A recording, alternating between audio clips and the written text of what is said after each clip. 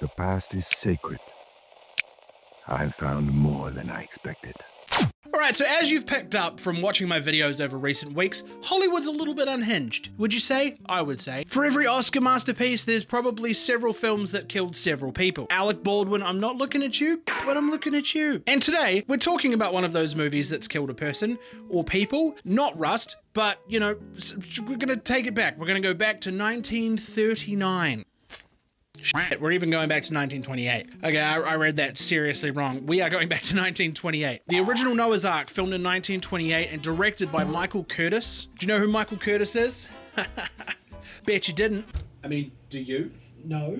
Then why are you talking? Shut up, I know pop culture, you don't even know. I am getting so sick of this, man. It happens all the time. Right, shit. No, right. I've had it. Anyway, Michael Curtis was the guy who later made Casablanca. Like... Hope you don't mind my dropping in. Not at all, sweet cakes. You know what to do, Sam.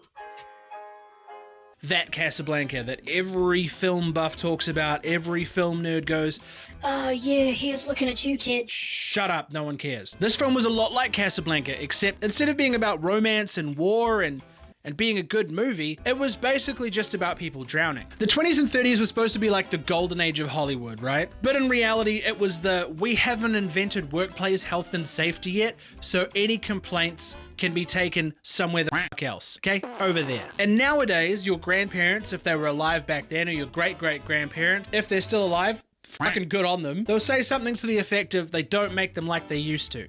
And the reason they don't make them like they used to is because the way they used to make them was fucking manslaughter. So like I said, 1928, silent films are dying, people are finding out that Charlie Chaplin has an English accent, they're not too stoked about it, and the entire stock market is doing that ominous pre-crash thing where everyone's kind of freaked out and no one really has any money, kind of like what we're in now. And Warner Brothers came through with the goods. They were like, you know what, why don't we make a religious film where a bunch of people die? That ought to pick people's spirits up. Yeah, let's do that. Alright, but it is 1928, we haven't invented special effects yet, not to a point where we'd like it. So what we're gonna do is we're gonna dump millions of gallons of water onto real live people for the best possible shot. Right? Enter our boy Michael Curtis, or Mickey Kurtz, as literally no one has ever called him. He was a Hungarian director and a cinematic genius. To his credit, he knew his film. But in saying that, he was also known for making people do insane shit in the name of art. If workplace health and safety had existed back then, dude would be like John Dillinger levels of Public Enemy #1. This is a man who looked at a script for Noah's Ark and said, you know what? Extras are cheap, lives are cheaper. Let's dump an Olympic swimming pool on unsuspecting people and just see how many survive. Gotta do what's good for the picture. I don't have a good Hungarian accent. I'm not sure what he sounded like, but I'm sure he was a dick. In the movie itself, actors Dolores Costello and George O'Brien play two different roles in segments. In the modern part of the story, the two characters meet in the aftermath of a train crash because people on board had been discussing morality and, by extension, defying God. Apparently. Classic God, one of his japes, one of his joshings, eh? Fucking hell. These two fall in love, but they have to put their relationship on hold because war breaks out. In the biblical part of the story, however, O'Brien becomes the subject of mutilation and slavery when he dares to question the sacrifice of his betrothed. The chick in the movie is his betrothed, the virgin. God intervenes again, but this time he's trying to save the two lovers by dumping a shitload of water onto all the unsuspecting people. Classic God again. Just a joker, that God, isn't he?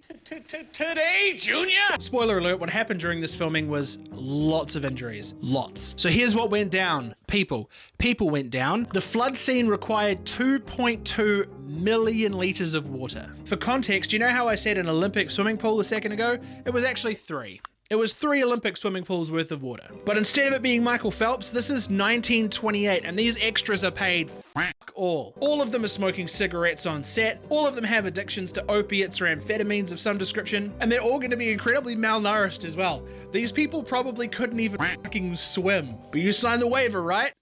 Good on you, champion. It was supposed to be dark and dramatic and how the wrath of God is something to be feared, and really all it was Final Destination Wet and Wild edition. 3 people drowned completely, like to the point where they weren't breathing. 2 of them were revived. 1 of them clearly wasn't. A bunch of people suffered broken bones, hypothermia. Oh yeah, the water was freezing cold, by the way. Like they had it in pressurized tanks, which caused it to be freezing cold. According to reports, only 1 guy died on set, but according to eyewitness testimony, Several people died on set.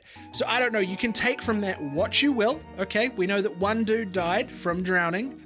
Several other people got hypothermia, broken bones, and there was a few cast members that apparently didn't turn up the next day. They might have quit, you know, who knows? When Warner Brothers and Michael Curtis were called out for this, basically they weren't available for comment, and when they did finally come around to saying something about it, they basically just went, shit happens. It's the 1920s! Like, fuck, what the fuck, man? We're not done, okay? We're not done. I mentioned a train crash earlier, right? You thought you got away with it. You should be writing this down. It's going to be on the test. Have you been taking notes? I'm going to be checking. Have you been, just do it. If the flood wasn't enough, with potentially several dead people, a real-life train crash is apparently exactly what this fucking movie needed. Shockingly, it was also incredibly dangerous, okay?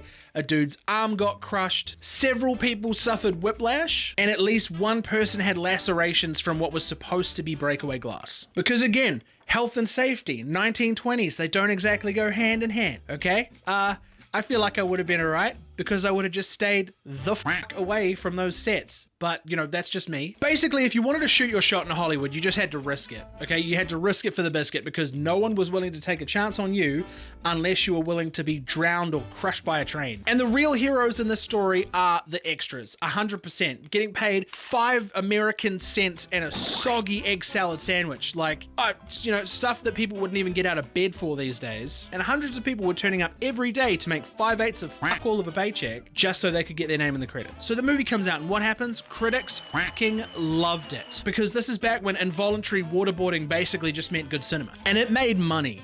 Like serious fucking money. $500,000 in the domestic US box office and even more when its foreign release happened. It was considered a triumph of modern cinema. And Michael Curtis, 0 charges. Nothing. No one sued, no one gave a shit. They just let him keep making movies. In fact, Warner Brothers loved him so much, they signed him up for The Legend of Robin Hood and obviously Casablanca, like I mentioned earlier. He also did White Christmas, which means Bing Crosby, the legendary singer Bing Crosby, took acting directions from the guy who at one stage yelled, "More water!" at extras who were literally swimming for their lives. So this is starting to be a bit of a theme on my channel. America, for a start, just because of how much crazy shit happened. Hollywood, because crazy shit happens. And the 20s and 30s, because crazy shit happened. And the other thing, I don't think I'll ever complain about CGI ever again. Like, I love the Corridor Crew. I watch a lot of CGI-based content, and I find myself sitting in movies being like, oh my god, look at that water simulation or whatever, but I will never complain about it again. If I ever get put into another movie, small flex, I was in a movie once with a speaking role. It's still in post-production, and chances are no one's ever going to see it, but you know, accolades. If I'm ever in a movie again and they want to dump millions of liters of water on me, I might just say no, you know, just based on the experience of these people. RIP to that one extra though, dude. You deserved so much better than this prick's direction. Also, like, new videos every fortnight. I've started my own website, bbmalloy.com. I'm going to start putting up extra content over there when this starts to pick up a little bit. A lot of things go into the background of this. Like, I'm recording this right now. It's a Monday night at like 20 to 8, and I've still got to go and do dad stuff, and I've got to make short form for tomorrow. So if you'd like to support the channel, that's the best place to do it. Other ways to support the channel, just hit like and subscribe. Just bang, bang. Okay, come back and watch a video in the next couple of weeks. There's short form that goes up on this channel every day. Let's just grow, baby. Let's just see what happens, okay? It might happen, it might not, but as long as I'm posting at least once every 2 weeks for a year and I'm posting every day with my short form, something's got to give, right? I don't know. We'll see what happens. Peace and have a good day. The past is sacred. I found more than I expected.